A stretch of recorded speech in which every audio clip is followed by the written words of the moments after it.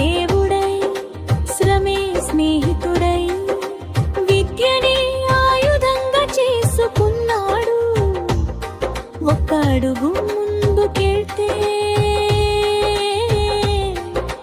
వందల మందికి దారి తెరిచాడు. నన్నయ్య యూనివర్సిటీలో అసిస్టెంట్ ప్రొఫెసర్ గా విజ్ఞాన దీపాలు వెలిగించిన గురువు. అక్కడి అనుభవంతో ముందడుగు వేసి విజ్ఞాన్ విద్యా సంస్థలను నిర్మించిన ఉపాధ్యాయుడు.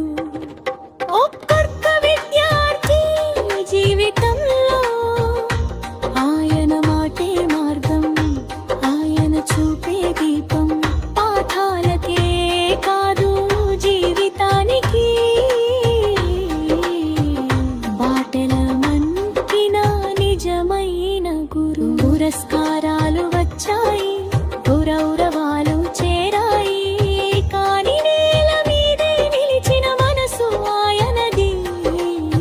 సేవే లక్ష్యంగా విద్యే శ్వాసగా సమాజం కోసం జీవించే నాయకుడు.